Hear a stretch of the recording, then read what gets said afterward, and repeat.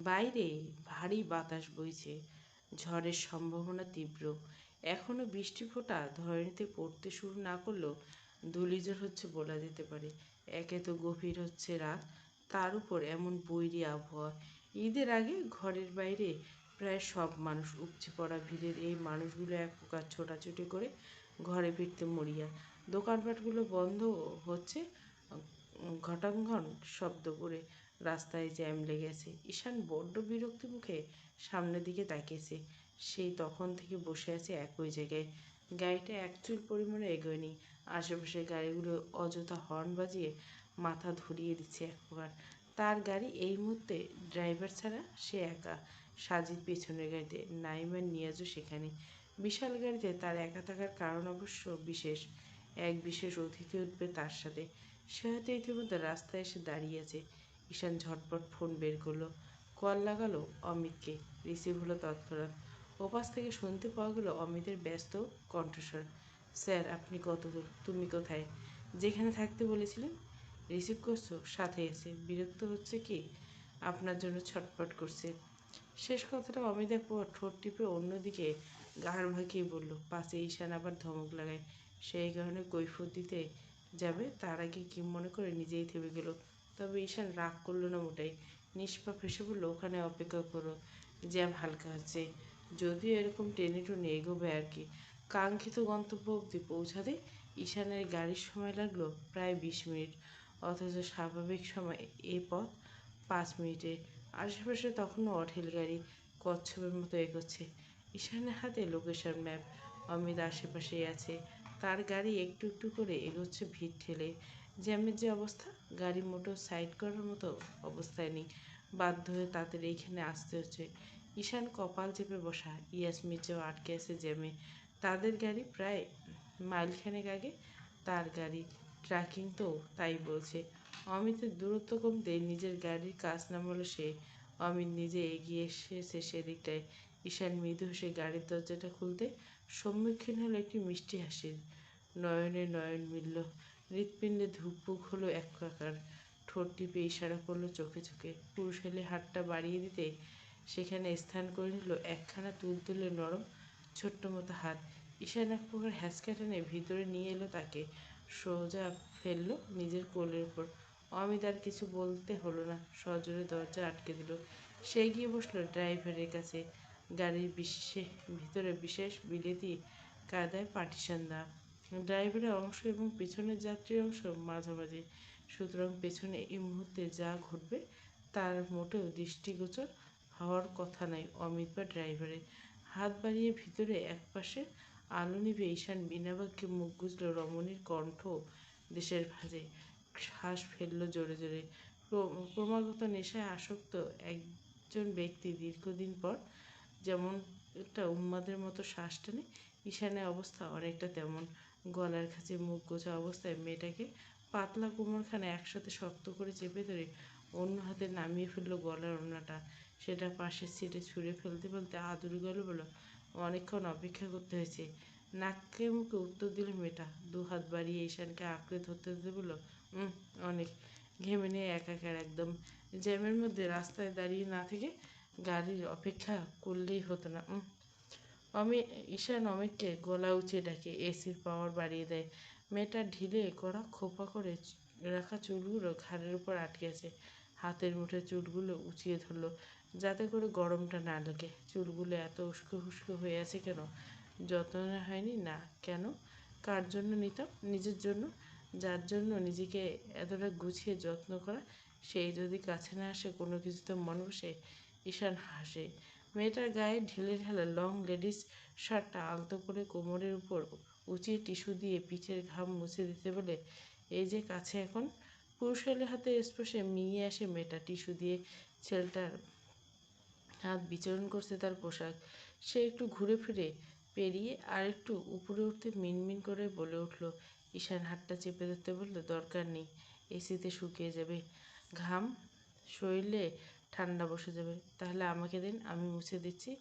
ঈশান মুখ তোলে। মেয়েটার রক্তিম হয়ে আসা গাল দুটোতে ছোট্ট একটা চুমু এঁকে। আমি জানি, আমি মুছিয়ে দিলে সমস্যা নাকি লজ্জা পাওয়া হচ্ছে? কোনোটাই না, দিন মুছিয়ে। সবাই তো বেশি বুঝেন। ঈশান বাঁকা হাসলো, নিজের হাতের কাজটুকু শেষ করলো। রমণী মোমের মতো পা জোড়া তখন একপাশে, ঈশান শক্ত হাতের জোরে এক প্রকার শূন্য উঁচু হয়ে গেল মেয়েটার পাতলা শরীরে। পর মুহূর্তে নিজেকে আবিষ্কার করলো ঈশানের আরও খানিকটা ঘনিষ্ঠে। সেখানে পা জোড়া ঈশান কিছু বলার আগে ঈশানের বুকে জাপটে ধরলে এক প্রকার হেসে বলল, হোল্ড মি ব্যাক মাই লাভ। কী হচ্ছেটা কি? এটা এমন পাগলামি করা যায় না। কিসের জায়গাটা? রাস্তা তো। তো মানে গাড়ি জ্যামে আটকে আছে, ভিতরে আমরা দুজন, বিরক্তি করার মতো একটা প্রাণী নই। ড্রাইভার অমিত কেউ আমাদের দেখতে পাবে না, না তো বাইরের কেউ। তাহলে সমস্যা তো দেখছি না। আর কোথাও কথা নেই, সোজা জড়াজড়ি। পরে কথা, লেটস মি ফিল ইউ। ঈশানের হাতের চাপে ব্যথায় জর্জরিত হয় মেয়েটা ঢিলে ঢালা নাক মুখ ডুবাতে মুষড়ে উঠল মেয়েটা। দুহাতে খামচে ধরল ঈশানের মাথার চুল। আবেশে বন্ধ করে ফেললো চোখ জোড়া, দাঁতে দাঁত ঠোঁট কাম ফিসফিসে বলল, আমরা একটা কাজে যাচ্ছি, শিকার আমাদের আছে। তো আমরা পৌঁছে যাবো এখনই। আর 1.5 ঘন্টা শিকার জ্যামে আটকেছে। এতটুকু সময় ওয়েস্ট করার মানে কি? কী করবেন? আদর। ছেলেটার ভেজা আদরগুলো ছোট ছোট দংশনে পরিণত হতে লাগল। মেয়েটা আর সহ্য করতে পারল না, এলোমেলো হয়ে উঠছে। দুহাত ঠেলে সরাতে চাইল ঈশানকে। ধমকে উঠল ঈশান, তিতির প্লিজ সরিয়ে দিস না। কী হচ্ছে? চুমুই তো খাচ্ছি। কত বড় একটা মিশনে যাচ্ছে, মানসিক টানাপোড়েন নিয়ে এত রিস্কে কাজে যাওয়া উচিত? এনার্জি দরকার। তিতির মুচকে হাসলো, ঈশানের মাথায় চুলগুলো এলোমেলো করে দিতে দিয়ে বলল, এত এনার্জির দরকার হয়নি। বউ ছাড়া দূরে আছেন 2 সপ্তাহ বেশি, আজ হঠাৎ মনে হলো এনার্জির কথা। ঈশান নিজের স্ত্রীর শরীরে তার অতি প্রিয় ঠোঁট গুজে খানিকক্ষণ অস্পষ্ট জবাব দিল, তোকে জড়িয়ে ধরে যতটা শান্তি পাই এই পৃথিবীতে আর কোথাও বোধহয় সে শান্তি নেই দিতে। এখন আমার পাগলামিটা দেখছিস? মনে হচ্ছে দেহের টানে এতটা ঘনিষ্ঠ? তা নয়। তোকে না ছুঁয়ে আমি যতটা অনুভব করি, যতটা জড়িয়ে থাকিস আমার সাথে, কল্পনাও করতে পারবি না তুই। বিশ্বাস কর, ইচ্ছে হচ্ছে বুক চিরে তোকে সেখানটায় লুকিয়ে রেখে। কী করলে কমবে এত দূরত্বের দহন? বুঝতে পারছে না এই শরীর উন্মাদনা। তিতির বোঝে স্বামীর এই দহন, নিজে যে পড়েছে একই অড়ালে। ঈশানের কানের লতিতে ঠোঁট ছুঁয়ে ফিসফিস করে বলে, আমি কি একবারও বলেছি আপনি চাই আমার কাছে আসেন? শুধু বলিনি তো। আর এই আমি তো আপনারই বুকের ভালোবাসা রেখে যখন ইচ্ছে ছুঁয়ে দিতে পারেন, সে অনুমতি দেওয়ার আছে আপনাকে। তাহলে কৈফিয়ত দিচ্ছেন কেন? আমি আদর করব কি এবার? Let's then let's me ease your mind. আকুতি করে উঠল ঈশান তৎক্ষণাৎ, অসহায় দৃষ্টিতে তাক করলো বাচ্চাদের মতো। প্লিজ। তিথি সময় নষ্ট না করে মুখ মুখ ঝুঁকিয়ে ঈশানের কাঁধে ঠোঁট রেখে প্রথমে একটা শব্দ করে চুমু খারল, তারপর সজোরে কামড় বসা। আচমকা আক্রমণে ঈশানও চমকেছে, ব্যথায় গুঙ্গে উঠল। মেয়েটা কামড় দেবে কে জানতো? কামড়ের পরপর ভেজা চুমুতে ভরিয়ে দিল জায়গাটা। সেখানে মুখ গুজে ফিসফিসে বলল, শক্ত করে ধরছেন না কেন? ছটফট করছে গোটা শরীর। শান্ত করুন। সে ছটফট হচ্ছে তা থামাতে অন্য অনেক কিছু করতে হবে। করব? সময় আছে ঘন্টাখানেক। আপনার ঘন্টাখানেকে হবে? বাঁকা হাসল ঈশান। মেয়েটা শার্ট গলিয়ে হাত ছুঁয়ে ফিসফিস করল, আমার টাইমিং সম্পর্কে অনেক অভিজ্ঞতা হয়ে গেছে দেখি। আপনাকে আগ্রহ করেছি, পুরোটা আত্মস্থ করবেন না তাই হয়? তাও ঠিক হবে না। এতটুকুতে কিচ্ছু হবে না। এতদিনে অভুক্ত বড্ড পাগলামি করে ফেললে এখন গভীরে গেলে। এখন থাকুক, আপাতত শান্ত হয়ে জড়িয়ে থাকে এই বুকে। আমার হৃৎপিণ্ডটাকে থামতে দে, ফিল করতে দে তোকে। দেওয়ানবাড়ির আলো আজ নিভেনি, থমথমে পরিবেশে বিরাজ করছে এক প্রকার। বাড়ির তিনজন ছেলে মেয়ে নিখোঁজ, পুলিশ নাকি এখনও কিছুই করতে পারেনি। রাইসুল দেওয়ান এবেলা রীতিমতো বিরক্ত নিজের ছেলের পর। ঈশানের সাথে দেখা করার আশায় কী না করছে, ক্ষমতার যতটুকু ব্যবহার সম্ভব সব করে দিচ্ছে, অথচ ছেলেটা কিনা একটা বারের জন্য দেখা করতে চায়নি। রাত গভীর হচ্ছে চিন্তারা। নাইমের ভাষ্য মতে তিতির তমা তাদের কাছে আছে, সুরক্ষিত আছে। তাই যদি হয়, কিডন্যাপারদের হাত থেকে মেয়ে দুটোকে উদ্ধার যদি হয়, তাহলে কেন একবার তাদের সাথে একটু কথা বলিয়ে দিচ্ছে না? তো আমার বাবা মা থেকে শুরু করে দেওয়ানবাড়ির প্রত্যেকটা মানুষ একসাথে জমায়েত হচ্ছে। আগামীকাল ঈশান এই কেসটা কোর্টে উঠবে আর ভোর রাতের দিকে রওনা দিবে। যদিও সবাইকে বারংবার বলা হচ্ছে শুয়ে পড়তে, তবে নানা আলাপ আলোচনায় চোখের পাতা এক করা সম্ভব হচ্ছে না কারোর। রাহেলা দেওয়ান কেটে কেটে চোখ মুখ ফুলিয়ে ফেলেছেন। তার কাছ থেকে মেয়ে দুটোকে ওভাবে নিয়ে যাওয়া হচ্ছে, সে আটকাতে পারেনি। এই অনুশোচনায় থেকে মরে যাচ্ছে এক প্রকার। আরেকটা অনুশোচনা বোধহয় আছে, তার ছেলের পরিচয়। রাহেলা স্বামীর দিকে অসহায় দৃষ্টিতে তাকায়। লোকটা ঢাকা সিলেট ছোটাছুটি করতে রীতিমতো ভেঙে পড়ছে। যতটুকু শক্ত ছিল তিতিরা তোমার অ্যাক্সিডেন্টের পর থেকে আর তাকানো যাচ্ছে না মুখের দিকে। আরও ঘণ্টাখানেক এসব আলোচনা শেষে রাইসুলদার সবাইকে এক প্রকার ধমকে ধমকে নিজের ঘরে পাঠালেন। নিজের স্ত্রীকে নিয়ে আসলেন নিজের ঘরে। তোমার সাথে আমার কিছু কথা আছে ঈশানের বাবা। ভদ্রলোক সবেতে চশমাখানা টেবিলের উপর কোমর ঠেকিয়ে বিছানায় হাতের উল্টো পিঠ দিয়ে চোখ জোড়া ডলে ভাঙা হলো বলে বলল। রাহেলা ইতস্তত হলো খানিকটা। স্বামীর পাশে এসে বলল, আমি যদি বলি ঈশান বা তিথি বা তমা কাউকে নিয়ে চিন্তার কোনো দরকার নেই, শুনবে? তা বললে হয়? ঈশান দোষ করেনি সেটাও আমি জানি। আমার ছেলেও তিথি তমা নাইমদের হেফাজতে আছে, তাও মানলাম। কিন্তু তারপরেও ঈশান যতক্ষণ না অবধি ছাড়িয়ে আনতে পারবো, আমার মেয়ে দুটোকে যতক্ষণ নিজের কাছে আনতে পারবো, ততক্ষণ চিন্তা যাবে না। রাহেলা রাহেলা ঠোঁট টিপে বসে রয়। স্বামীর পাঞ্জাবির বোতাম খুলতে সাহায্য করে। গুছিয়ে নেওয়া কথাগুলো এলোমেলো থাকে। আমি তোমাকে না জানি একটা কাজ করে ফেলছি। স্ত্রীর মুখপানে তাকালো ভদ্রলোক। ভুরু উঁচে শুধল, কী করেছ? তোমার ছেলে। আমার ছেলে? ঈশানকে নিয়ে কিছু? হ্যাঁ, যদি বলি তোমার ছেলে কিছু বিষয় আমি তোমার আড়াল থেকে করেছি। কী বিষয়? কোনটা রেখে কোনটা বলবো? বলো তোমার মতো। বাইরে বোধহয় ঝড় হচ্ছে। ভেন্টিলেটর দিয়ে শীতল বাতাস হু হু করে ঢুকছে। রাহেলা গলা কাঁপল সামান্য। তোমার ছেলে ঢাকায় থাকতে মোটেও কোনো সাধারণ বিজনেসের সাথে যুক্ত ছিল না, আর না তো বর্তমানে শুধু আমাদের অফিস সামলায়। স্ত্রী এত ঠেকে ঠেকে বলা কথাগুলো বুঝলেন না ভদ্রলোক। চোখ মুখ কুঁচকে শুনলেন। মানে? মানে আমাকে ক্ষমা করে দিও। তোমার ছেলে থেকে তোমার ছেলে এত বড় সত্যটা লুকানোর জন্য আমার আর কিছু করার ছিল না এছাড়া। তুমি না হলে নিজের ছেলেকে ত্যায্য করতে, যেমনটা বলেছিলে। আমি তাই ওর কর্মকাণ্ডের কথা তোমাকে জানতে দিতে চাইনি। ও আসলে চমকে তাকিয়েছে ভদ্রলোক। সে যা জেনে গিয়েছিলে ছেলেকে ফিরিয়ে আনতে চেয়েছিল, তা থেকে তাতেই পা গেড়ে বসে আছে ছেলেটা। ও তার মানে সেই পথ বেছে নিয়েছে যেটা থেকে আমি ওকে ফিরিয়ে এনেছিলাম। সিক্ত চোখ জোড়া নামিয়ে নিল রাহেলা। এ নিয়ে বাপ ছেলের মধ্যে এককালে কম অশান্তি হয়নি। শেষ অবধি বাড়ি ছেড়েছিল ঈশান। রাহেলা অস্ফুট বলল, হ্যাঁ। কবে থেকে তুমি জানতে এসব? শুরুর থেকে। বছর কয়েক আগে থেকে। রাহেলা অস্ফুট স্বরে উচ্চারণ করল, হ্যাঁ। স্তব্ধ হয়ে খানিকটা বসে রইল পৌর। স্ত্রীর দিকে তাকালেন না অবধি। এই একটা কারণে ওর গায়ে হাত অবধি তুলেছিলাম আমি রাহেলা। তোমাকে অবধি তালাক দিতে চেয়েছিলাম। তোমার ছেলে রাগ করে ঘর ছাড়লো। বছর তিনেক পর ভদ্রলোক সেজে ফিরল।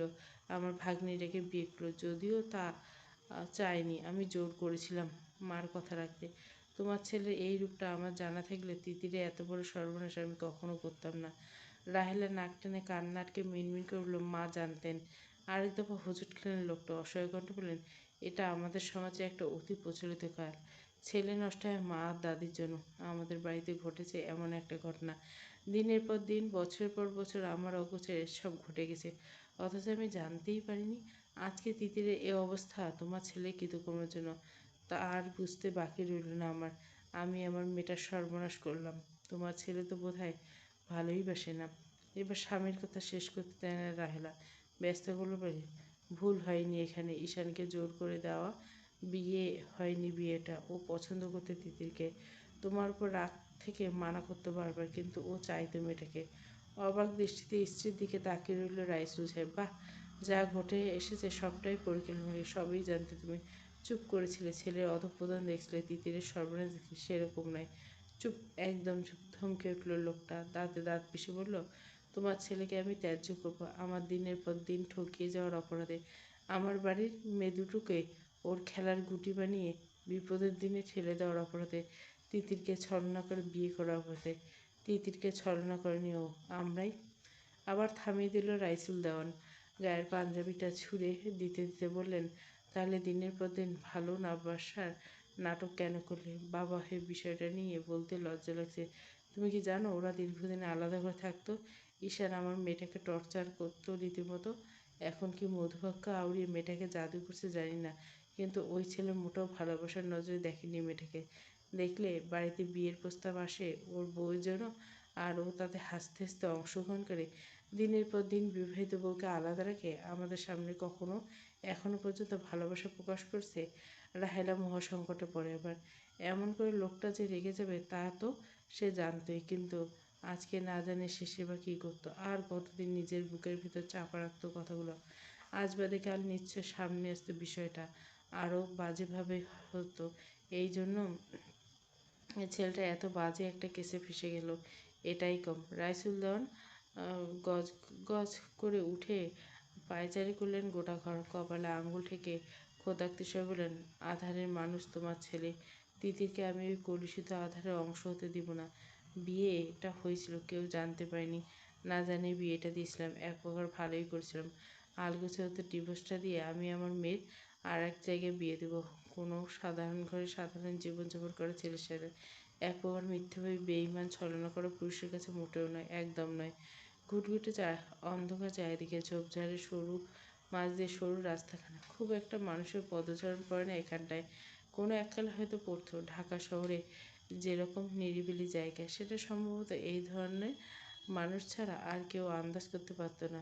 যদি মূল ঢাকাতে নয়, এটা খানিক বাইরে, এদিকে এদিকে জঙ্গলের বহর ঝোপঝাড়ের আড়াল দিয়ে দেখতে পাওয়া যাচ্ছে একটা মাঝারি আকারের পুরো কটেজ।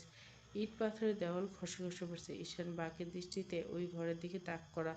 পকেটের বন্দুকটা আলগোছে নিজের হাতের মুঠোয় নিয়ে এসে ঘাড় বাঁকিয়ে অমিতকে সতর্কবাণী ছুড়ে দিয়ে বলল, তোমার ভাবিকে প্রোটেকশন দিও অমিত। যেদি মেয়ে গাড়িতে থাকলো না, এসব কি ওর জন্য? ও পারবে সামলাতে? জীবনটা পাতা পাতা ওর জেদের কারণে।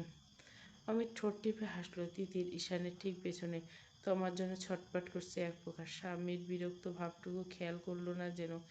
ঈশান লোকজন একেই সবাই নিজেদের গাড়ি থেকে হুড়মুড় করে বের হয়ে আসলো। নিস্তব্ধতা কমলো খানিকটা। ঝরা থাকা শুকনো পাতার উপর মচমচে শব্দ হলো। ঈশান সময় নষ্ট না করে লম্বা পায়ে কদম ফেলে প্রবেশ করলো ভিতরের দিকে। পিছু পিছু ছুটে আরও গোটা বিশ্বে মানে, তোমার বোন কি বলছে জানো? ঈশান আশ্বাস দেওয়ানের সব পাপ করতে সে রাজি, কিন্তু আজকে যদি তোমার কিছু হয়ে যায় তাহলে সে কখনো ঈশানকে মাফ করবে না। এখন তুমি বলো তিতির, যদি ঈশানকে মাফ করে দেয় তাহলে আমার লাভ না ক্ষতি? অবশ্যই ক্ষতি। আর কাল যদি খবরের হেডলাইন হয় তোমার খুন ঈশান আসাদের হাতে, ভাবতে পারছো? চেকমেট, তাই না বলো? তোমার স্তম্ভিত হতে দাঁড়িয়ে রয় সামনের পুরুষটার দিকে। মানুষটার ভিতরে এক আর বাইরে এক, কতটা নিখুঁত হতে পারে একটা মানুষের উপরে তা কেউ এই লোকটাকে দেখে শুনুন। ইয়াজের দক্ষ শক্তপোক্ত হাতটা তোমার দিকে এলোমেলো ভঙ্গিতে বাড়াতে তোমার চিৎকার করে উঠল, আপনি একটা সাইকোপ্যাথ। তা কি জানেন এরকম নোংরা মনমানসিকতার নোংরা রূপ নিয়েছি? তিতিরকে ভালোবাসেন? ভালোবাসা কি জানেন? অন্য নারীদের দিনের পর দিন স্পর্শ করেন আর ওকে ভালোবাসার কথা বলেন। কতটা ভালোবাসি তা তোমাদের আন্দাজের বাইরে সুইটহার্ট। ওর জন্য কি না করেছি আমি, খোদার হিসাবে এত সহজে না। এত নোংরা মানসিকতার চরিত্র নিয়ে ফুলের মতো মেয়েটাকে হাসিল করতে চান? আরও খানিকটা ঝুঁকলো লোকটা। শরীর থেকে কড়া পারফিউমের ঘ্রাণ এসে নাকে বাড়ি গেছে, লোলাক্ত ছেয়ে গেছে গোটা মুখে। ফুল স্পিডে এসি দেওয়া সত্ত্বেও ইয়াস জিভে ঠোঁট ভিজে হাসকিসে বলল, যেদিন ওই ফুলটারে স্পর্শ সৌভাগ্য হবে সেদিন থেকে সব নারীর সঙ্গ বাদ দেব কসম। তার আগে আজকে তুমি আমাকে সহ্য করো। তোমা হুড়মুড়িয়ে পিছিয়ে গেল, পিঠ এসে ঠেকলো বিছানায় হেডবোর্ডে। ইয়াস বাঁকা আসলো, ডানে বাঁয়ে মাথা বিদ্রুপে। দু পা বিছানায় তুলে দিয়ে শক্ত হাতখানা বাড়িয়ে এক ঝটকায় সরিয়ে এলো মেয়েটার গলার ওড়নাখানা। সেটার জায়গা হলো মেঝেতে। তোমার গলা চিরে অসহায় একটা আর্তনাদ বেরিয়ে এলো তৎক্ষণাৎ। বুকের উপর আড়াআড়ি হাত ভাঁজ করে আড়ালে করার প্রচেষ্টা করলো নিজেকে। ডাগর ডাগর আখি জোড়া পূর্ণ হলো নোংরা জলে। ইয়েস ততক্ষণে হাত চালিয়ে নিজের শরীরটা উন্মুক্ত করে ফেলছে। তোমাকে এক ধাক্কা দিয়ে শুইয়ে ফেলতে আচমকা খুট করে শব্দ হলো। ইয়াস ভুরু কুঁচকে পিছনে তাকানোর আগে নিজের গর্দানে শীতল বস্তুর অনুভব করলো। অভিজ্ঞতা বলল এটা একটা ধাতব পিস্তল। নারী মায়ের জাত, বউ ছাড়া কোনো নারীকে গভীরভাবে স্পর্শ করার অধিকার ধর্মবর আইন কেউ দেয়নি। মেয়েটার হাত ছাড়, নয়তো আমি তোর গর্দানে গুলি ছেড়ে দেবো। না করে ব্যক্তিটিকে পরখ না করে চিনে ফেললো ইয়াস। বলা বাহুল্য খানিকটা চমকালো। দরজা লক করা এসেছে, বাইরে এত প্রহরী পাহারা, যা ভেদ করে ভিতরে আসার দুঃসাধ্য। তবে নিজেকে সামলে নিল দ্রুত। নিজের থাবা থেকে তমাকে মুক্ত করলো সজোরে ধাক্কা দিয়ে। বাঁকা গলা বলল, আচমকা নারী জাতির উপর এত সম্মান জাগ্রত হলো? আচমকা? আচমকা কেন হবে না? আমি বৈধ দম্পতির বৈধ সন্তান। এতটা কুশিক্ষায় বড় করেনি তারা আমাকে, এবং খোদাকে ভয় পাই। সুতরাং অন্যের স্রোতে নিজেকে ভাসিয়ে দেওয়া সম্ভব নয়।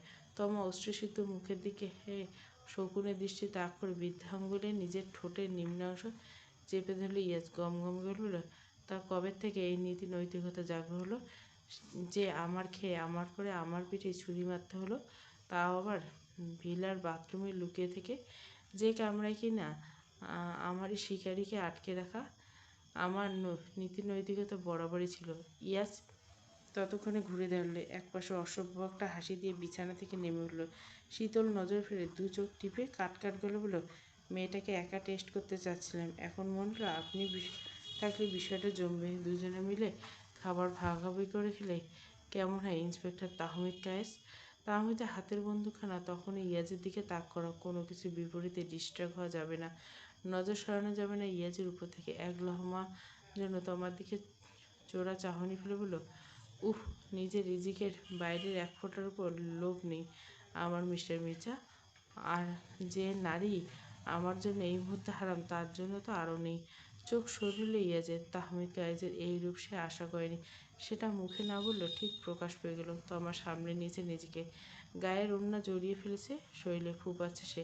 তাহমিদ গম্ভীর মুখে বললেন, একজন পুলিশের হাতে অন স্পট ধরা পড়েছ, চোখে মুখে বিন্দুমাত্র ভয় লেসনি না তো? কারণ আমার ডেরে প্রবেশ করা যতটা সহজ, বের হওয়া ততটা অসম্ভব। কী লাভ অন স্পট ধরে ফেলে? এত এত প্রমাণ জোগাড় করে যদি না জানটা নিয়ে বাইরে যেতে পারেন।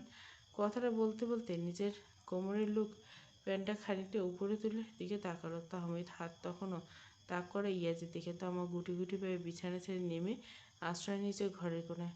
তাহমিদ গম্ভীর গলা বলল, পালানোর পা পাবেন না আপনি আর স্যারেন্ডার করেন। ইয়াজের চোখ মুখ উজ্জ্বল করে উঠল, কপট ভয়ের ছাপ আনল চোখে মুখে। দুহাত উঁচিয়ে স্যারেন্ডার করার ভঙ্গি করল। তাহমিদ সতর্কতার সাথে লোকটাকে ইশারা করলো দরজা খুলতে। ইয়াজ শুনল, স্বাভাবিক ভঙ্গিতে দরজা খুলে বাইরে এলো, সঙ্গে তাহমিদ। তবে এতটা সহজ নয় মোটো। অন্ধকার ঘরে একসাথে জ্বলে উঠল অনেকগুলো আলো। চোখ ধাঁধিয়ে উঠল এক প্রকার। ইয়াজের পরিকল্পনা মাফিক সব। সজোরে চাবুক বরাবর আঘাত পড়ল তাহমিদের, একই সাথে আরেকটা আঘাত পেট বরাবর।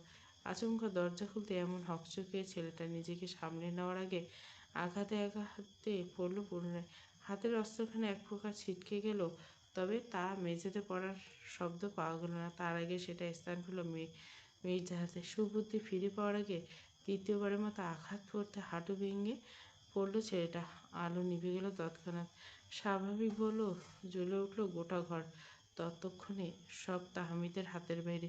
ঠোঁট কেটে রক্ত বেরোচ্ছে, হাত জোড়া ঝুলে আছে, দৃষ্টি মেঝেতে। নড়াচড়া থমকে গেল কপালের বাঁ পাশটা বন্দুকের নল ঠেকাতে। হিসিয়ে উঠল ইয়াস। এতটা সোজা? বছরের চাকরি, এতই দক্ষ অফিসার হয়ে গেছেন ইন্সপেক্টর।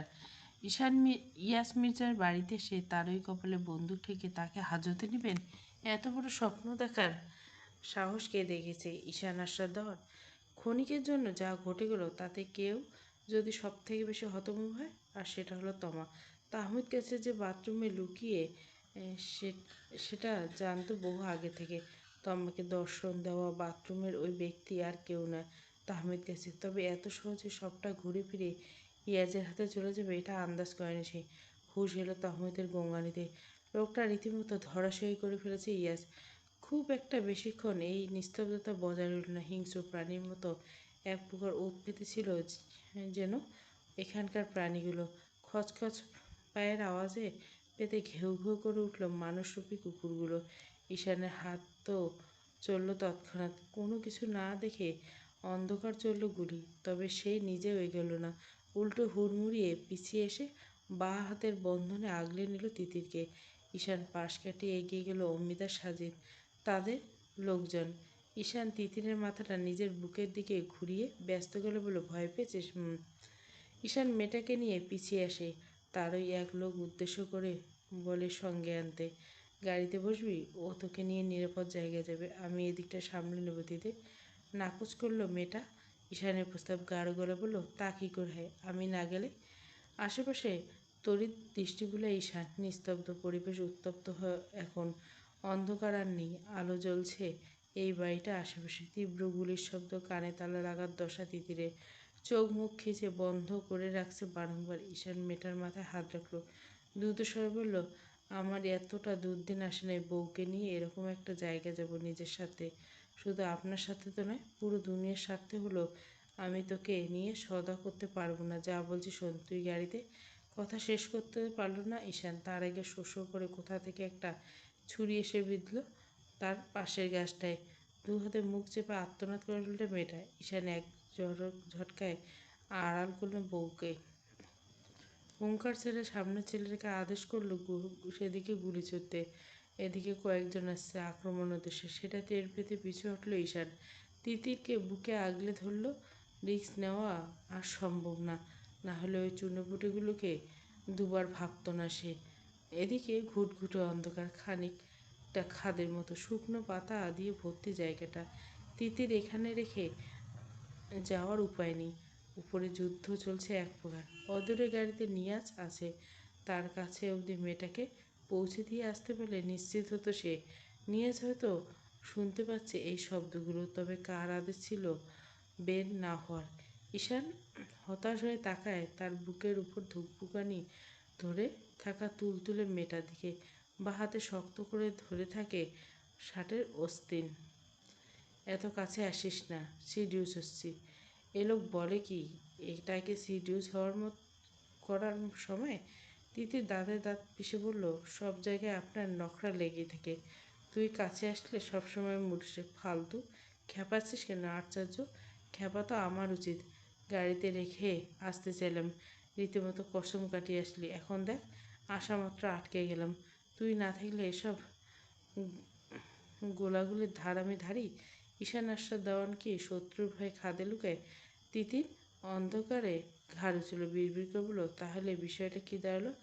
আপনি শুধু আমার পরোয়া করছেন, নিজের না। আপনি ওদের সামনে বুক পেতে লড়াই করতে পারছেন আমার জন্য। আমি না থাকলে ঠিকই নিজের জীবন রিস্ক নিতেন। স্বীকার করলো ঈশান, ধীর কল্পনা নিতাম। মৃত্যুর ভয় নেই, আছে, তবে নিজের মৃত্যু না। তোকে নিয়ে কোনো রিস্ক নেব না আমি, সম্ভব নয়। তোকে হারিয়ে ফেলতে পারি এমন কোনো পথে পা বাড়াবো না কখনো। তিতির আচমকা নাক টানলো। অন্ধকারে কিছু না দেখে ঈশান টের পেল মেয়েটা কাঁদছে। তিতির ছোট ছলে ঈশানের অ্যাডামে চাপিল, মিহিসরে বলল, একই বিষয় আমার ক্ষেত্রে প্রযোজ্য। আমিও ভয় পাই মৃত্যুতে, ভয় পাই আপনাকে হারিয়ে ফেলার। তাহলে কি করে নিজেকে সুরক্ষিত বসে আপনাকে যেতে দিতাম? গোলার আওয়াজ কমে আসছে। ঈশার হাতের ছোট্ট যন্ত্রটায় ভেসে এলো অমিতের কাটকার আওয়াজ। জানলার এদিকটা পরিষ্কার হয়ে গেছে, ভিতরে যাওয়া যাবে এখন। ঈশান স্বস্তিতে নিঃশ্বাস ফেলল। মেয়েটার কোমর চেপে দাঁড়িয়ে আলগোছে তুলে নিল কোলে। নিজে খাদের নিচে দাঁড়িয়ে তিতিরকে বসালো উপরে। এতক্ষণে মেয়েটার মুখ সামান্য দেখতে পাচ্ছে সে, অদূরের আলোতে। কোমল হাত দুটো নিজের কাঁধে তুলে বিড়বিড় করে বলল, সঙ্গে নেব, আগে চুমু দিতে চাইলে। চুমু? ইমোশনাল ডায়লগ দিয়ে সিডিউস করে ফেলছে। হৃৎপিণ্ড ধড়ফড় উঠল। তিতির বিরক্ত হলো। এটা কি রংচঙের সময়? আর ইমোশনাল ডায়লগ মানে? ঘাড় বাঁকিয়ে পিছনে তাকালো মেয়েটা। সদর দরজায় ওখানে সারিবদ্ধ হয়ে দাঁড়িয়ে থাকতে দেখা যাচ্ছে অমিত সহ বাকিদের। ঈশান অপেক্ষা করছে তারা। তিথি ছেলেটার দিকে ঝুঁকে থাকলো, ঠোঁট উল্টে বাঁকা বলে বলো, শুধু চুমু কেন, বাসর করতে চাই আপনার সাথে। কতদিন আপনাকে কাছে পাই না বলুন। চলুন বাসর করি। একবার এদিকে ওদের গোলাগুলির শব্দ কাঁপবে, আর একবার আপনার মাতাল স্পর্শে ভালোবাসার তীব্র শিহরণে কাঁপব। রাজি বলুন? ঈশান ঠোঁট উল্টে। মেয়েটা যে বিরক্ত হয়ে তাকে টিচ করছে কথাগুলো বলল, তার দিব্যি টের পেল। তিতির কোমর ছেড়ে লাফিয়ে উঠল খাট থেকে, বিড়বিড় করে বলল, তোকে তো আমি বাড়ি ফিরে খাটে দেখে নিব। এত শখ তখন? যদি মুখ ফুটে না বলিস দেখব তখন। এক এক করে ভারী পায়ের শব্দ শোনা গেল গোটা ঘরে। ইয়াজের লোক সবাই, তবে খুব বেশি নয়, 3-4 জন। তাদের মুখপাবু থেকে ভুরু কুচকাল ইয়াজ। কী হয়েছে? জর্ডান তোতলায় খানিকটা। তাহমিদকে ইশারা করে তপ্ত গলা বলে, ওই শুয়োরের বাচ্চা। ঈশান সাথে সাথে হাত মেলায় নি বস। এটা তো আর এক খেলার মানে? মানে তিতির ম্যাডাম। জর্ডানের মুখে তিতিরের নামটা শুনে খিচে উঠল ইয়াস। তিতির? তিতির এই শুয়োরের কবজায়। ইয়াসমিনের ফ্যাকাশে মুখে গর্দান ঝুঁকে তাহমিদের দিকে তাকাতে তাহমিদের বিদ্যা আঙ্গুলের ঠোঁটের রক্তটুকু মুছে ফেলল। ঠোঁট উল্টে ইয়াসকে কটাক্ষ বলল, এখন উপায়? তিতির তোর কাছে কি করে? তাহমিদ ততক্ষণে উঠে দাঁড়িয়েছে, হাঁটুর ধুলো ঝাড়তে যেতে বলল, উড়ে গেছে, তোর তাতে কি? তুই তো মজা মস্তিতে আসছিস, ওকে আমি নিয়ে। গর্জে উঠল ইয়াস। তাহমিদের গলায় চেপে দিল। তাহমিদও একই কাজ করলো। চূড়ান্ত গালি দিতে যাবে তার আগে কান্নামাখা একটা মেয়েলি গলার আওয়াজ চৌকিতে পিছনে ফিরলে ইয়াস। মেয়েটার চোখ মুখ ফুলে এসে কেঁদে কেটে ঠোঁটের নিম্নাংশ কণ্ঠদেশে ভাঁজে যতটা দৃশ্যমান অসংখ্য ছবি থাক। রুহু কাঁপল মেয়েটার। মুখের কঠিনতম কঠিন কমে আসতে আর্তনাদ করলো একটু মেয়েটা। অস্ফুট স্বরে উঠল, রাহাত ভাই। ইয়াসমিনদের হাল আলগা হয়ে গেল। তাহমিদকে ছেড়ে নিজেও অসহায় গলায় ডেকে উঠল, পড়ি। তিতির অঝরে কাঁদছে, ভয়ে কুঁকড়ে আছে। তা দেখে বলে দেওয়া যাচ্ছে এক লহমায়, ভয় পাবে না কেন? মেয়েটার কণ্ঠদেশ জ্বলজ্বল করছে মাঝারি একার একটা ধাতব ছুরি। মেয়েটার দুহাত পিছনে মোড়া করে শক্ত করে ধরে আছে সাথের লোকটা। তিতির মাথা গিয়ে ঠেকছে লোকটার বুকে। পিছনে একে একে জড়ো হতে থেকে 7-8 জন পুরুষ। বলা বাহুল্য কারো মুখ দেখা গেল না। আপাতমস্তক কালো কাপড়ে মোড়ানো তিতিকে আটকে রাখা বলিষ্ঠ পুরুষটা আরও খানিকটা সতর্ক হলো। তারও তীক্ষ্ণ চোখজোড়া বাদে আর কিছু দেখা যায় না। মেয়েটা থরথর করে কাঁপছে, ঘেমে নিয়ে বিধ্বস্ত অবস্থা। তাহমিদ বাঁকা হাসে দূরত্ব তৈরি করলে ইয়াজের থাকে। তমা আতঙ্কিত হয়ে ছুটে আসার আগে তিতিরের গলার ছুরিটা আরও গাঢ় করলো লোকটা। তাহমিদ গম্ভীর গলায় আদেশ ছুড়ল তমাকে, খবরদার মিস নুসাইবা দেওয়ান, ঘরের চৌকাঠ পার হবে না। বোনকে জবাই হওয়া দেখতে চান আশ্চর্য? তোমার চিৎকার পরোয়া না করে সজোরে দরজা বাইরে থেকে লক করলো। তাহমিদ ধীরে সুস্থে গিয়ে তিতিরের পাশে দাঁড়াতে বলল, রাহাত। রাহাতটা আবার কে? কাকে ডাকলো মেয়েটা? আপনাকে, মিস্টার ইমতিয়াজ মির্জা। ইয়াজের কাপা হাতটা ইশারা করছে নিজের লোকজনের দিকে।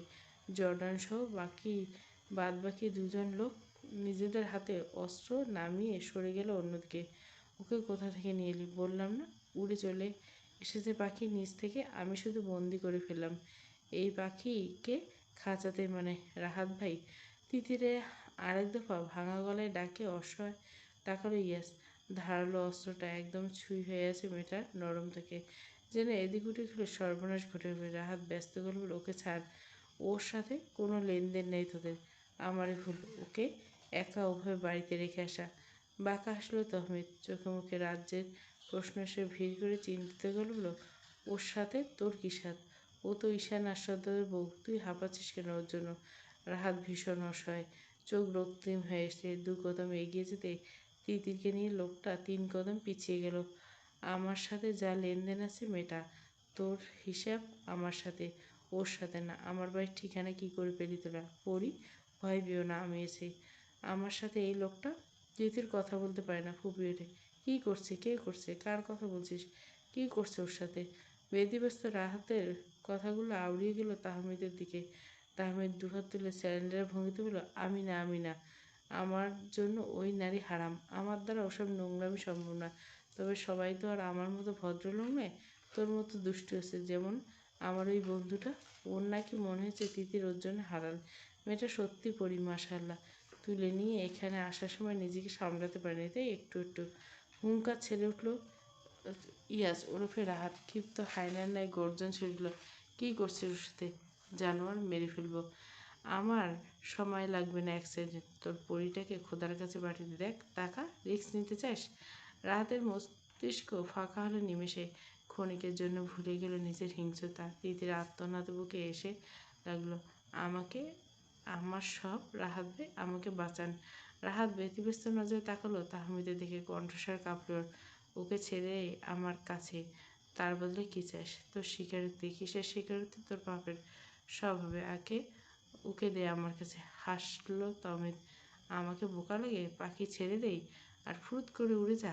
কী স্বীকারোক্তি বল? কিন্তু ওর গলা থেকে ছুরি সরা। মেয়েগুলোকে কেন মারলি? রাহাত অসহায় তিতিরের দিকে তাকালো। মেয়েটার ভুরু কুঁচকে এসলো। সেসব স্বীকারোক্তি আমি থানায় গিয়ে দেবো। তিতিরকে ছেড়ে দে, অ্যারেস্ট কর আমাকে।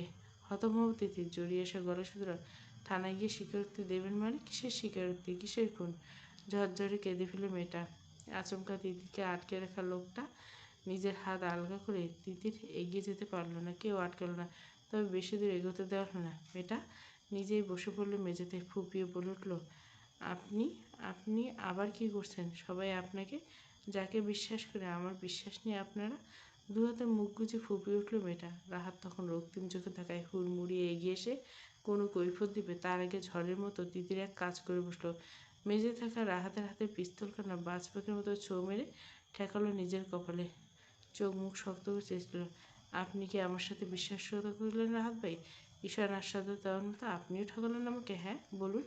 ঘরভর্তি সবাই পাথর হয়ে গেল। তাহমিদ এগিয়ে আসতে চাইলে তিতি চিৎকার করে আদেশ ছিল কাউকে যেন এদিকে আসতে না দেয়। উদ্ভ্রান্তের মতো এদিক ওদিক করলো। রাহাত ভাই আপনিও ঠকালেন আমাকে? সত্যি করে বলেন। আমার কোসম কি? তোমা এখানে কেন? আমার বোনকে আপনি? কে আপনি? ওরা ইয়াজ বলে ডাকছিল। রাহাত ভাই ডাকছিল না, তা মানলাম, কিন্তু আপনি ওই মেয়েগুলোকে? সত্যি করে বলবেন। আপনার মতো বিশ্বাস আমি বোধহয় এই জীবনে কাউকে করিনি। এতগুলো বছর আপনি মুখোশ পরেছিলেন, বলবেন না নাকি আমি শ্যুট করবেন নিজেকে? এত মিথ্যে ছলনা বেইমানি নিয়ে আর বাঁচতে চাই না। পড়ি একটা বার, খবরদার কথা বলবেন না, বারবার ঠকতে পারবো না। বাপ মানে স্বামী একজন ক্রিমিনাল, সব হারিয়ে আপনার কাছে আসার সিদ্ধান্ত নিলাম। মনকে শান্ত করে বোঝালাম, শেষে আপনি কি না এভাবে বললেন? আমার বেঁচে থাকা উদ্দেশ্য কি? শেষমেশ কার কাছে গিয়ে ঠাঁই নিব?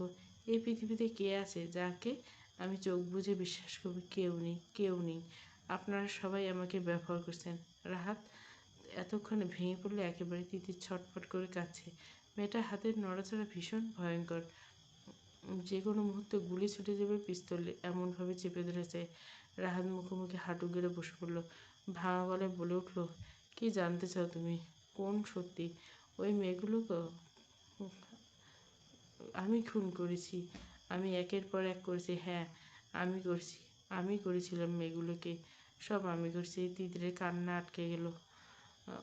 বিধ্বস্ত মুখটা রাহাতের মুখের দিকে তা করে হতবিম্বল হয়ে শুধল, এত পাপ কেন? কিসের তাগিদে? শেষ পর্যন্ত ধর্ষণ? রাহাত ভাই আপনি না আমাকে ভালোবাসি বলেছিলেন? সব মিথ্যে, ঠিক ঈশান আরশাদের মতো। ছি! প্রথমটায় মেয়েটার আশ্চর্যতা, পরের মুহূর্তে মেয়েটার চোখে তীব্র ঘৃণায় দুমড়ে মুচড়ে উঠল ছেলেটা। তোমাকে ভালোবাসা মিথ্যে ছিল না। আজকে তোমাকে এনেছিলাম একই কাজ করতে। চোখ বুজে উপর নিচ ঝাঁকালো রাহাত। দুপুরটা নোনা জল গড়িয়ে পড়ল চোখ থেকে। তিতির বাকরুদ্ধ। ঘরে বাকিরা স্তব্ধ। তোমার দরজা খোলা আছে। নিস্তব্ধ ঘরে দুটো মানুষের প্রশ্নোত্তর চলছে। বিগত 3 বছর ধরে সবগুলো আপনার করা? সব? কেন? প্রতিশোধ নিতে। কিসের? ঈশান আরশাদের বিয়ে, আমার ভাইকে মার্ডার করা, আমার গোটা পরিবারকে তছনছ করা। কে আপনার ভাই? আপনার শুধু একটা বোন, রাকিন, যাকে মেরে ফেলেছিল ঈশান। সেই ভিডিও কি আপনি আমাকে দেখাইছিলেন ইয়াস মির্জা সেজে? হ্যাঁ। তাই আপনি এতগুলো মার্ডার করে গেলেন কী হেতু? মেয়েগুলোর কী দোষ? স্ত্রীর রক্তবর্ণ চোখে তাকালো রাহাত। একতরফা কাকে ব্লেম করা যায় আজকে? তিতির তখনও নিজের কপাল থেকে বন্দুকটা সরায় না। আর না তো কমেছে মেয়েটার ক্ষিপ্রতা। মরার উপর খাড়াগা হিসেবে কতগুলো অস্ত্র সময় তিতিরের পিছনে দাঁড়িয়েছে, সব সব দিকে ফোন দিয়ে। মেয়েটার যা জেদ, হয়তো নিজে কিছু একটা করে বসবে, তা না হলে ওই লোকগুলো। রাহাত দীর্ঘশ্বাস ফেলল। ঈশানের সাথে তার প্রথম একটা রেষারেষি শুরু হয় প্রথম থেকে বছর 6 আগে রাকিনকে নিয়ে। রাকিন তখন সবে অনার্স 3য় বর্ষের ছাত্রী। ঢাকা একটা বেসরকারি বিশ্ববিদ্যালয়ে ভর্তি হয়েছে। ভাইয়ের সাথে ব্যবসায় হাত লাগায় কঠিনভাবে। যদি একই গুণাবলী তাদের 3 ভাই বোনের মধ্যে ছড়িয়েছে হালকা পাতলা, তবে নিজের উপর কাবু রাখতে পারেনি রাকিন। আর তা কেউ শাসন করতে বলা বাহুল্য, নিজেও করেনি, কখনো করেনি। এক পর্যায়ে 2019 সালে চঞ্চলগণ একটা ধর্ষণ মামলায় জড়িয়ে পড়ে রাকিন।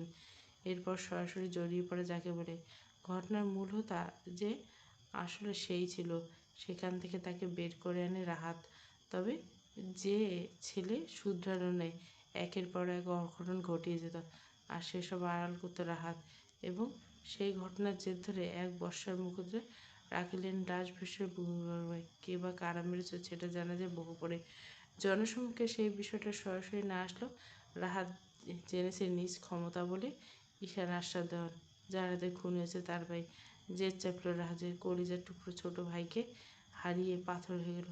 ছেলেটাকে হারিয়ে তার মা পাগল প্রায়। পরপর স্ট্রোক, হার্ট ফেল, সব মিলিয়ে শয্যাশয়ী রাহাতের মা রানী মির্জা। সাজানো গোছানো সংসারটা তাসের মতো এলোমেলো হয়ে গেল। রাহাত নিজেও ফেরেশতা ছিলেন না কোনোকালে, বরং আন্ডারগ্রাউন্ডের অন্ধকার জগতে সাথে তার ওসা পরিবারে এমন দুর্দশায় হিংস্র হয়ে উঠল সে। প্রথমে রুশাকে পাঠালো ঈশানের কাছে এবং সে নিজেকে তৈরি করলো দেওয়ানদের নির্বংশ করতে। প্রথম টার্গেট হিসেবে তার কাছে খবর এলো দেওয়ানবাড়ির ছোট মেয়ের কথা, যে কিনা সব থেকে সহজেই বাগিয়ে আনা যায়। দেওয়ানদের থেকে এত দূরে থেকে, তবে মূল ঘটনাটা ঘটলো আদতে সেখানে। তিতিরকে খুন করতে গিয়ে নিজেই খুন হলো বলা চলে। একটা বাচ্চা মেয়ে, তখন সবে ক্লাস 8-এ পড়ে বোধহয়। তাকে দেখে মুহূর্তের মধ্যে পানি হয়ে গেল সমস্ত হিংস্রতা। ভুলল নিজের দক্ষ, বদলে গেল পরিকল্পনা। হিংস্রতা বলে ভদ্র সমাজের কাছে নিজের প্রস্তুতি করতে মরিয়া হলো। সৃষ্টি হলো তার দুটো সত্তার, ইমতিয়াজ মির্জা থেকে কলুষিত বিহীন ডাক নাম রাহাত গিয়ে পড়ল ভদ্র সমাজে, আর ইমতিয়াজ মির্জা থেকে ইয়াস পরে রইল তার অতীত। তৈরি হলো অন্য পরিকল্পনা, যার অন্য অংশ ছিল নুড়ি। যেমন করে সে নিজের অস্তিত্ব পরিকল্পনা তছনছ করছে, তেমন করে অস্থির হয়ে ঈশানকে তছনছ করছে। তবে ভাগ্যের পরিহাসে তিতির ঘুরে ফিরে বৈধ হয়ে গেল ঈশানের জন্য। ভুলল রাহাতকে। যে নারীর জন্য নিজের প্রতিশোধ ভুলতে বসছিল, নিজে একটু একটু করে আবিষ্কার করছিল ভদ্রভাবে, আচমকা সেই নারী শত্রুর ঘরণী হয়ে গেল। হিংস্রতা মাথা চাড়া দিয়ে উঠল। তারপর একদম কথাগুলো আউড়িয়ে থামল রাহাত। মুখের আদল এখন বেশ স্বাভাবিক হয়ে গেছে। মেজের দিকে তাকিয়ে কথাগুলো বলে গেল। মনে হলো কথাগুলো বলতেই চাইছিল সে তিতিরকে, বলেই শান্ত হলো। না বলতে পারে আক্ষেপে পড়ছিল এতদিন। তবে রাহাত যতটা আক্ষেপ নিয়ে কথাগুলো বলে গেল, উপস্থিত কারো মুখে বিন্দুমাত্র মায়া বা মমতা কোনোটাই জাগ্রত হলো না। কোনো সুস্থ মস্তিষ্কের মানুষ এরকম এক একজন জঘন্য প্রতি মায়া হতে পারে না, সম্ভবই নয়। যার জন্য নিজের অন্ধকার জীবনে রেশ ধরে একের পর এক নারী বলি হয়েছে, ভাইকে না শুধরে প্রশ্রয় দিয়েছে। ওই ভাই শাস্তি পাওয়ার পর নিজেই একই কাজ করে গেছে। আর সব কিছুর মাঝে ছোট্ট করে ভালোবাসার দোয়াই দিলে সব পাপ মাপ কোন যুক্তিতে? তিতির দাঁড়ালো, গম্ভীর গলা বলে, আপনি মানসিকভাবে অসুস্থ একজন মানুষ।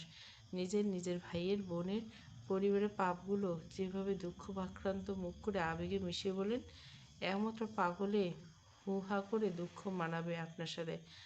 আমরা কেউ নিশ্চয় নেই। রাহাত এতক্ষণ মুখ তুলো। তিতির যে এখন বড্ড স্বাভাবিক সেটা তার নজরে এলো। নরম করে বলল, আমি যা করছি আমার ভাইয়ের খুনের প্রতিশোধ নিতে, তারপর তোমাকে পেতে। আচমকা শব্দ করে হেসে বলল তিতির। গুরুজন নাচি বলল, আমাকে পেতে সিরিয়াল কিলার হতে হতো এত? আপনি এক ঢিলে দুই পাখি মারতেছিলেন। একের পর এক জঘন্য কাজ করে শেষমেশ ঈশানকে ফাঁসাতে চেয়েছিলেন। হতেও তাই।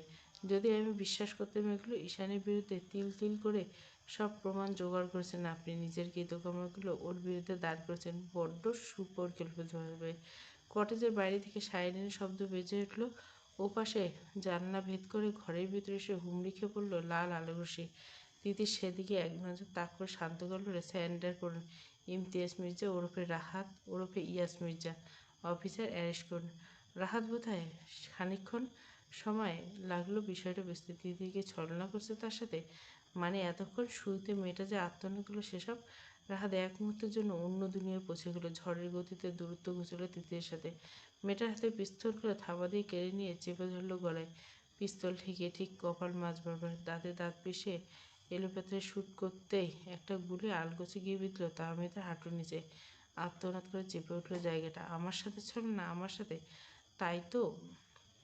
মুখের খাবার ছিনিয়ে নেওয়ার মতো করে তিতির হাতের বাঁধন থেকে সরিয়ে তিতিরের পেছনে থাকা কালো কাপড়ের মুখোশধারী পুরুষটা রমণীর পাতলা দেহটাকে নিজের প্রশস্ত বুকের সাথে লেপ্টে নিয়ে বজ্র হুঙ্কার দিয়ে বলল, কাকে ছোঁয়ার সাহস করে ব্লাডি মাদার ফাঁকা ড্যাশ। অকাত বুঝে কাজ করা যায় না, তাই না? মরবি তো অবশ্যই, এত ছটপট কিসের? মুহূর্তের মধ্যে মুখের সামনে আবরণটা একটানে সরিয়ে ফেলল ঈশান। কালো কাপড়ের আবরণ সত্যি তীক্ষ্ণ চোখজোড়া পুরুষের পুরো মুখভাগ স্পষ্ট হলো। ঘামর্ত ফর্সা মুখে কালো মুখোশের দাগ পড়েছে। তিতির আলগোছে টেনে সরিয়ে এলো, আড়াল করলো নিজের। রাহাত মুখোমুখি হয়ে বাঁকা গলা বলল, রাহাত, দেখার অনেক ইচ্ছে ছিল, মুখোমুখি হয়ে গেলাম। ইয়াস মির্জার এই ফেরেস্তা ভার্সনের সাথে অবশেষে সাক্ষাৎ। ভাবা যায়? তাহমিদে ক্ষিপ্ত চেহারা তখন ইয়াজের বিরুদ্ধে। ছেলেটার পাশে তমা। মেয়েটাকে একটানে নিজের ওড়নার অংশ নিয়ে বেঁধে ফেলল মানুষটার পায়ের অংশ। রাহাত অট্টহাসিতে বলল, পকেট থেকে গুজিয়ে এগিয়ে এলো। আমাকে এত কাঁচা খেলা লেগে বেঁচে ফিরে পারবি মনে হয়? তোর অজান্তে চেকমেট দিয়ে বসে আছি। ঈশান বোধহয় বিরক্ত হলো। চোখ মুছে সেই ছাপ ফুটে এলো। বিদ্রুপের হাসি আসলো। পিস্তলটা নিয়ে রাহাতের বুকের বাঁ পাশে আঁকিবুকি করতে করতে বলল, তোর সাথে দাবা খেলাটা খেললাম কখন? তুই চেকমেট বলেছে আশ্চর্য। খেললাম তো পাশা, জিতলাম আমি। টাকা এদিকে টাকা, এত উড়াউড়ি ফায়দা কী হলো? পড়লি তো মুক্ত বই, এখন বল। পাশা খেলায় জিতল শেষে কে? কিল, তাই না? রাহাতের সে কথায় পাত্তা দিল না। খুঁজল তিতিরকে। ঈশান খানিকটা পিছনে শক্ত মুখে দাঁড়িয়েছে। মুগ্ধ দৃষ্টিতে দেখল মেয়েটাকে। চুলগুলো উঁচু করে খোঁপা করা উস্কো খুস্কো মুখ, ঘামার্ত মুখে লেপ্টে আছে বেবি হেয়ারগুলো। আজকে এই প্রথম ওয়েস্টার্ন পোশাকে রাহাত দেখল তাকে। একটা বেগি জিন্স পরনে আর ঢিলে ঢালা হাঁটুর উপর অবধি চেক শার্ট, গলায় স্কার্ফ পেঁচানো, এক হাতে পিস্তল। ঈশান আশার বউগুলোর কথা আজকাল বন্দুক ধরতে শিখে গেছে, আর সে বোকাশোকা বাচ্চাটি নেই। ঈশান ঈশানকে সম্পূর্ণ ইগনোর করে তিতিরকে উদ্দেশ্য করলো, এরকম ধোকা দেওয়া তো আগেই পারতে না পড়ি? স্বামীর কাছ থেকে শিখছে বুঝি? কি সুন্দর ভালোবাসা। বিয়ের এসব নাটক করে আমাকে ইমোশনাল বানিয়ে সত্যটা বের করে নিলে। তিতির ভুরু ছিল যেন অযৌক্তিক কিছু শুনছে। কোনো এক সিনেমার একটা ডায়লগ ভীষণ মনে ধরছিল জানেন, মার্দ বেইমানি করলে মাস্টার মাইন্ড, অরাত বেইমানি করলে ধোকা।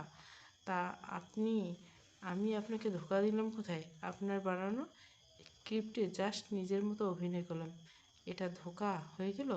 ইস, দ্যাটস নট ফেয়ার সাজে। রাহাত তিতিরকে গালি দিয়ে উঠল আচমকা। সজোরে পিস্তল গিয়ে অংশ গিয়ে আঘাত করলো রাহাতের মুখে। এক প্রকার থেতলে গেল বোধহয় নাকটা। তিতির তার তরচাতে রক্ত ছিল ছেলেটার নাক গড়ে। ঈশান আক্রমণে এতটাই জোরে ছিল যে ব্যালেন্স রাখতে পারল না, পিঠ গিয়ে থাকলো দেওয়ালে। কোর্ট অবধি পৌঁছাতে সময় চাস নাকি? এইখানে মরার চুলকানোচ্ছে। তুই নিজেই তো একটা খুনি ঈশান, আমাকে কোর্ট জেল আইনের ভয় দেখাচ্ছিস? ঈশান হাসলো। আশেপাশে উপস্থিত সবার দিকে তাকিয়ে বলল, আমাকে কে জেলে নেবে? এরা পারবে? সে ক্ষমতা আছে? থাকলে আমি জেলে না থেকে তোর সামনে? আমাকে কেসে স্বয়ং তাহমিদ কাছে অ্যারেস্ট করেছিল। তোর মতো জ্যোতিষীও আমার টিকিট নাগাল পেল না, আমার আইডেন্টিটি পেল না। ছ্যা। রাহাত মুখ খোলার আগে মুখ খুলল তাহমিদ। বেচারা তখন পা ছড়িয়ে মেঝেতে, পাশে তমা। ঘরের নাটক শেষ না হওয়া পর্যন্ত তার দিকে নজর দেওয়ার কেউ নেই বোধহয়। ওদিকে তার সিনিয়ররা সবাই ঈশানের ওপাশে দাঁড়িয়ে। স্বয়ং এএসপি সাজিদ তালুকদার সেখানে একটা বাক্য ব্যয় করছে না। সেখানে সে কী বলবে? অসহায় গলায় ঈশানকে উদ্দেশ্য করে বলল, স্যার হাসপাতালে নিন আমাকে। পুলিশের পাশাপাশি ভালো অভিনেতা হতে পারি, কিন্তু সুপার পাওয়ার নেই। যে রক্ত বের হচ্ছে, আপনার বোনের উন্নত বাদ মানছে না। আমি বললে গুণী মানুষ হারিয়ে ফেলবেন বলে দিলাম। আমার মতো অভিনেতা এই দেশে আর পুনরায় জন্ম নেয় নাকি? আপনার বউয়ের জন্য বিয়ের সম্বন্ধ নিয়ে গেছিলাম বলে প্রতিশোধ নিচ্ছেন? ঈশান সেদিকে পাত্তা দিল না। গুলিটা পাশ কাটিয়ে বেরিয়ে গেছে, রক্ত পড়া থেমেছে। নাটক সেরাই ছেলেটা। নিজের হাতে ছোট্ট একটা ডিভাইস সাজিয়ে আছে গুছিয়ে দিতে দিতে একরকম প্রফেশনাল বলো, এটাকে হেফাজতে রাখুন। আর তহমিদকে নিয়ে তোমার তৃপ্তির সময় বেরিয়ে যান আপনারা। একে আমি নিয়ে আসছি। সাজিদ যেন অনুগত, মাথা ঝাঁকালো তৎক্ষণাৎ। আর বন্ধু নেই, অন ডিউটি এখন। ঈশানের হাত থেকে ডিভাইস টেনে নিল। রাহাত ভুরু কুঁচকে আছে। তাহমিদ সাজিদ সহ সবার মতো অতি বিনয়, আপনি আজ্ঞায় ভাবুক। তাহমিদের নজর পড়ল সেটাই। ব্যথায় জর্জরিত পা নিয়ে বিতৃষ্ণা মাখা গলায় বলল, তোর বাপ ওইটা, তারে এত তোয়াজ করছিলি জন্য হারবালের মতো তাকিয়ে চালাক মনে করছিলাম। সিরিয়াল কিলার যেহেতু, তা তো দেখি আস্ত আহাম্মক। যার পিছনে যুগ ধরে ধুয়ে পড়েছিস তার আইডেন্টি জানিস? আইনের আইন চেনোস? এটাকে সাজের মায়া, পর্ব 52। বড় গল্প দিচ্ছি, পুরো গল্পটা প্লে লিস্টে। গল্প শুরু করছে, শেষ করব, গল্প রাইটার দিলে অবশ্যই দিব।